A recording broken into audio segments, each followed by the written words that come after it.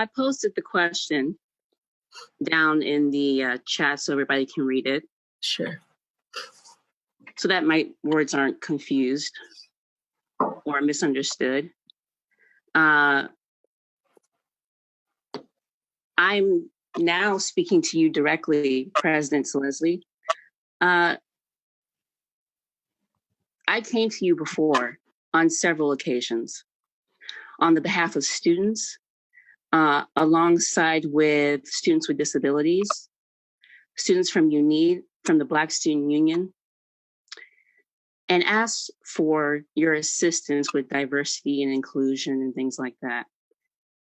And we were ignored. The only person there that actually did something when I mentioned magic, there was an issue with magic, was, I believe, Dr. Wallace. He jumped to action. Now, I made my point very clear in the chat, and I can read it to you all if you like to hear it from my mouth, or how it should be read. But there's no confusion on my part what's happening at this school and what's been happening at this school. And I asked a question to Jennifer Self. She's the public relations person, communications person for your school. Sent a message this morning and I said, will our questions actually be answered? No more of the placating and babbling that goes on. Is there really going to be a conversation about equity? Students need equity in resources. I challenge you, President Zelezny, with this idea.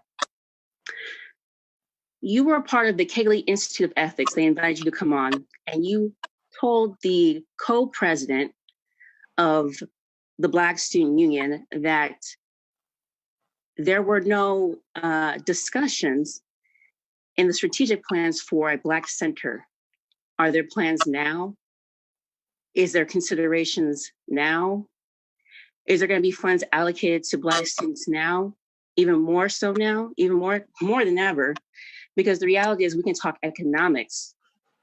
We can have the discussion about how students have perpetually, minority students on this campus have not been represented, especially the Black ones. And I'm the first person to say this. I don't care how many Black people you move around on the chessboard. It does not mean anything if they perpetuate the same ideologies that have been going on at this school. I'm very aware this is a risky thing that I'm doing, but as all of you probably know, or if you've gotten to know me, I fear not. So I want you to take into consideration a lot of things I brought up today. Like, I'm going to tell you about what happened when we had like this conversation. It was 4 of us. I think it was, no, it was more than 4 of us actually that was in that meeting. Tonight Hood from SQE, the Students for Quality Education, brought that meeting together. And she wanted to talk about diversity and inclusion and where the resources, she asked you several times actually, where are all the resources being allocated? And we keep getting dismissed, overlooked, ignored, especially me, because I'm just a staff member who doesn't have a degree. Forget the fact that I'm an honors student. I get nothing but A's and B's. I'm an exemplary role model for any Black community, especially my damn family. When the majority of us are in school and passing with honors, most of us went to fucking Berkeley. Excuse my language, but that's how upsetting this ridiculous conversation is. You want to talk about what we need? We need equity. We need resources. The students from the Black Student Union already told you what we needed. The students with disabilities came to you. Students from UNED came to you. And yeah, you guys moved a little bit for a dream center, which really is a rundown building. Magic is a rundown building that you need to invest in or tear down. Now, I don't know what your agreements are with other people in the community, because we know that there's a lot of bills that need to be paid here. But the reality is, stop having conversations or having these broken conversations about what we need when the students need equity, resources. The next time a Black student comes to you and says, hey, I have an idea for a project, how about you don't turn them away? How about you listen to them? Maybe there was some development thought in it. Oh, interesting. How about the next time a staff member comes to you in peace and in private and is trying to have a cordial conversation with you, you don't dismiss me as though I have no place. How did I get here? I fought my way here. I even had to go deal with racism in the writing English program. You remember that conversation we had, President Zelezny? And it wasn't just me. There were other people from that department who came to you and told you about the racism, the nepotism that was happening. I listed one of the names right there, Dr. Charles McQuarrie. And still no one did anything. It was even written in the Chronicle. How you like that? But you know what? I found even more fascinating. Did you know that this school was sued before by a Black woman for discrimination, retaliation?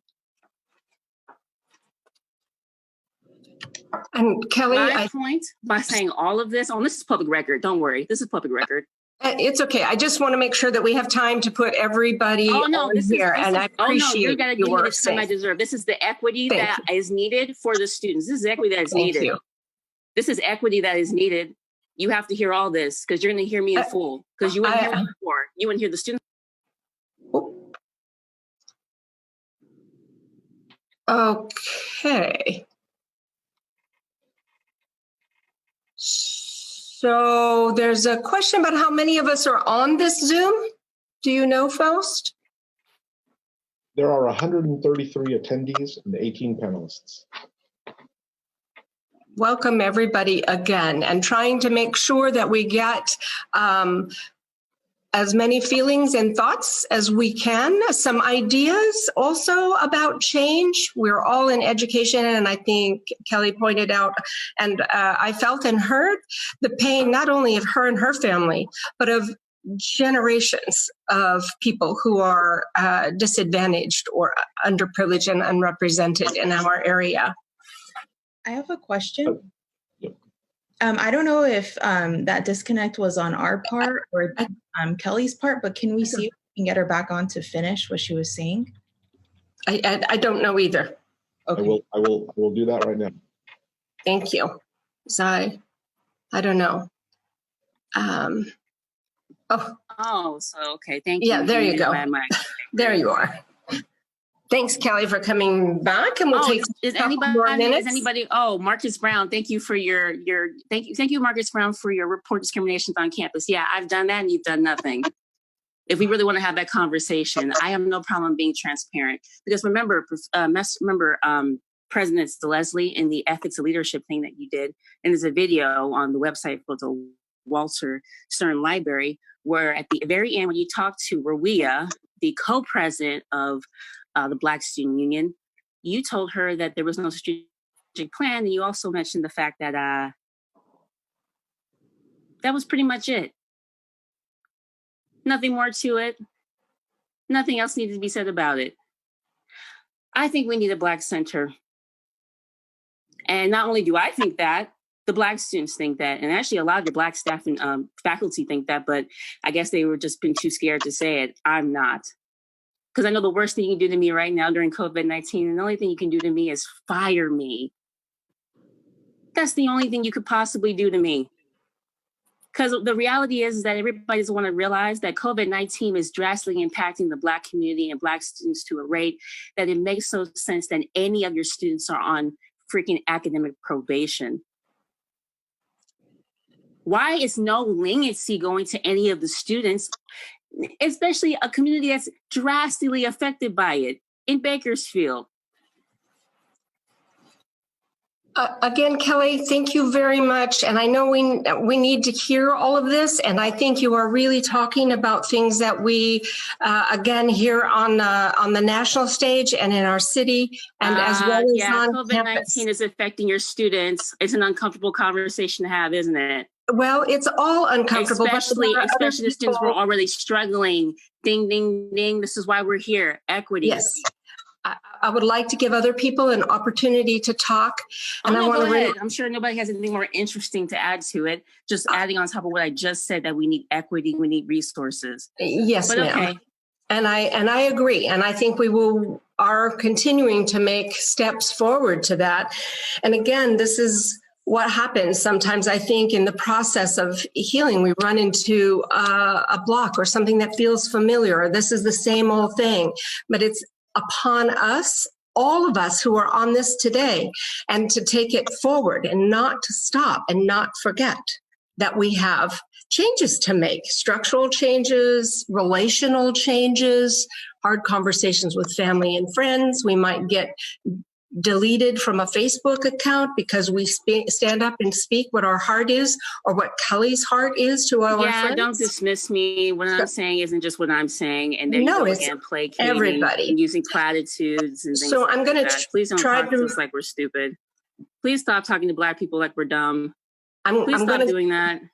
I'm going to go ahead and remind